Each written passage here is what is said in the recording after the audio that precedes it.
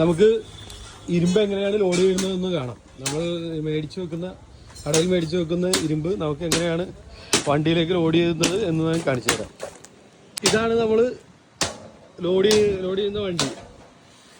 ഇതൊരു എത്ര 2, 4 ഒരു 6 വീലം വണ്ടിയാണ്. നാഷണൽ പെർമിറ്റ് വണ്ടിയാണ്. ഇതിൻ്റെ അകത്താണ് നമ്മൾ ഇരുമ്പുകൾ മാനുവലായിട്ട് ലോഡ് ചെയ്യുന്നത്. നമ്മൾ കടയിൽ മേടിച്ച് വെച്ചേക്കുന്ന ഇരുമ്പുകൾ മാനുവലായിട്ട് ഇതിൻ്റെ അകത്താണ് ലോഡ് ചെയ്യുന്നത്. ഇങ്ങനെയാണ് നമ്മളിത് ലോഡ് ചെയ്യുന്നത്. നമ്മൾ സ്റ്റോക്ക് ചെയ്ത് വെച്ചേക്കുന്ന സ്ഥലത്ത് നിന്ന് മാനുവലായിട്ട് വാരി നമ്മൾ ഒരു ട്രേക്കകത്തായിട്ട് ഇടുന്നു. അതൊരു ലിമിറ്റഡ് ആയിട്ടുള്ള ഒരു അളവിലേ ഇടാൻ പറ്റുള്ളൂ. കാര്യം മാനുവലായിട്ട് മനുഷ്യൻ എടുത്ത് ചുമന്നുകൊണ്ടാണ് പോകുന്നത്. അപ്പോൾ അതിൻ്റേതായിട്ട് കുറച്ച് വെയിറ്റിൽ ചെയ്ത് ഇടാൻ പറ്റുള്ളൂ.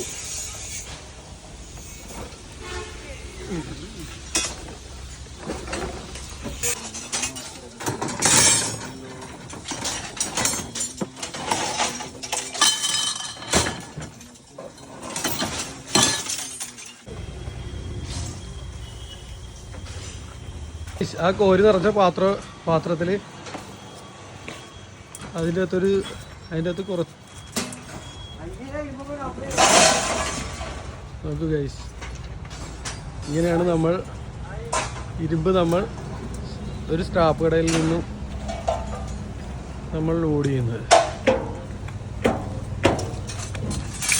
നോക്കൂ ഗൈസ്, ഇതെല്ലാം ഇരുമ്പാണ്. കാണുന്നതെല്ലാം പഴയ ഇരുമ്പുകളാണ്. ഇതെല്ലാം റീസൈക്കിൾ ചെയ്യിക്കാനായിട്ട് കൊണ്ടുപോവുകയാണ്.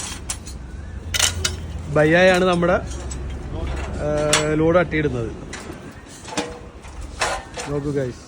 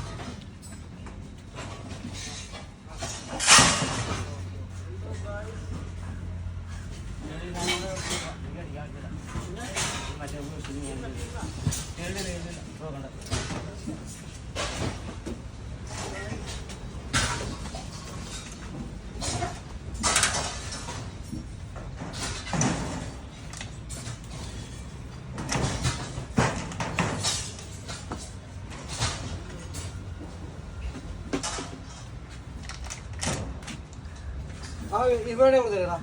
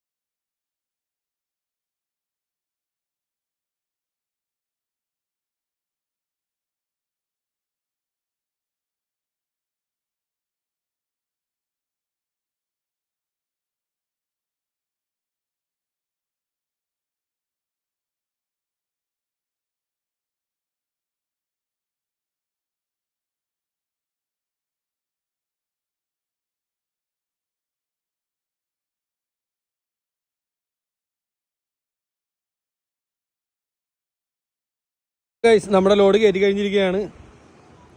ലോറി ഫുള്ളും ഇല്ല, എന്തായാലും ഏകദേശം ലോറിയുടെ ഒരു പകുതിയിൽ കൂടുതൽ ആയിട്ടുണ്ട്. ഗൈസ്, ഇതാണ് നമ്മുടെ ലോഡ് കേട്ടോ.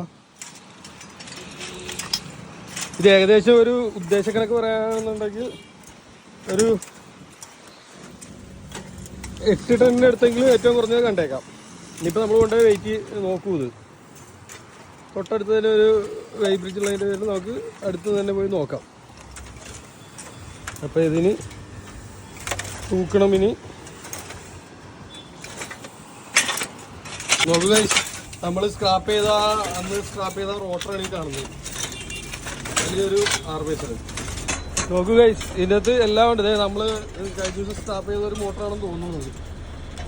ഇതൊരു മോട്ടർ, അതിൻ്റെ കേസ് മാത്രമേ ഉള്ളൂ ഇതിൻ്റെ അകത്ത്. ആ ഒരു എന്താ പറയുക, ട്രാൻസ്ഫോമർ, അങ്ങനെ എല്ലാം ഉണ്ട്. ഇതൊരു വാഷിംഗ് മെഷീൻ്റെ മോട്ടറാണ്. ഇതിൻ്റെ അകത്ത് പക്ഷേ കോപ്പർ അല്ല, ഇത് അലൂമിനിയമാണ്. അതുകൊണ്ട് തന്നെ നമ്മളിത് പൊളിക്കാറില്ല. ഇതിങ്ങനെ തന്നെ എടുത്ത് ഇരുമ്പിനകത്ത് പിടിക്കുക. ഇത് അലൂമിനിയമാണ് ഇതിലേക്ക്. അങ്ങനെ ഇരുമ്പായിട്ടുള്ള എല്ലാ സാധനങ്ങളും ഇതിനകത്തുണ്ടാവും. ട്രാൻസ്ഫോമറിൻ്റെ ഇത്, പിന്നെ ഫാനിൻ്റെ കോറ്, ഫാനിൻ്റെ കവറ്, തയ്യൽ മെഷീൻ, അങ്ങനെ വേണ്ട എല്ലാ സാധനങ്ങളും ഇതിനകത്തുണ്ടാവും. നമുക്ക് സ്ക്രാപ്പിൽ വരാത്തതായിട്ടുള്ള ഒരൈറ്റവും തന്നെ ഇല്ല. കാര്യം സ്ക്രാപ്പിൽ A to Z സാധനങ്ങൾ വരും.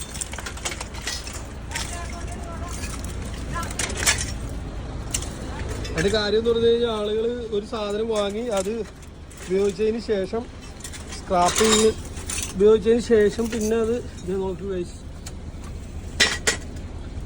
ഒരു ആർമേച്ചർ, അതായത് ഒരു ഫാനിൻ്റെ ഫാനല്ല, നമ്മുടെ മിക്സിയുടെ ആർമേച്ചറാണിത്.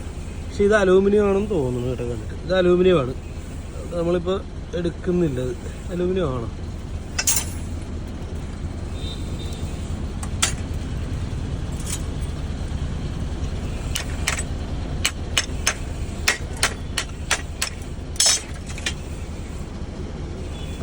ഇത് അലൂമിനിയമാണ്.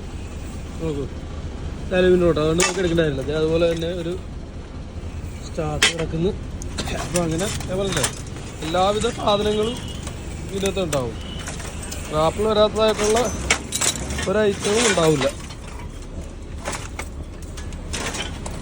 കാര്യം ആളുകൾ ഓരോ സാധനങ്ങൾ വാങ്ങി ഉപയോഗിച്ചതിന് ശേഷം അത് നമ്മളെപ്പോലുള്ളവർക്കാണ് തരുന്നത്. നമ്മളെപ്പോലുള്ളവർ തന്നെ കൊണ്ട് മാത്രമാണ് ഈ ലോകം ഇത്രയെങ്കിലും അല്ലെങ്കിൽ ഇത്രയെങ്കിലും ക്ലീനായിട്ട് നിൽക്കുന്നത് തന്നെ. നമ്മളെടുക്കുന്നു, നമ്മളത് ഇതെടുക്കുന്ന കമ്പനികൾക്ക് കൊടുക്കുന്നു, അത് റീസൈക്കിൾ ചെയ്യുന്നു, അത് പുതിയൊരു പ്രൊഡക്റ്റായി, ഒന്നെങ്കിൽ ഈ പ്രൊഡക്റ്റായോ അല്ലെങ്കിൽ മറ്റൊരു രൂപത്തിൽ അത് നമ്മളിലേക്ക് എത്തുന്നു. അതുകൊണ്ട് അത്രയും വേസ്റ്റ് നിർമ്മാർജ്ജനത്തിൽ വളരെയധികം പങ്കാളിത്തമുള്ള ഒരു മേഖലയാണ് സ്ക്രാപ്പ് എന്ന് പറയുന്നത്.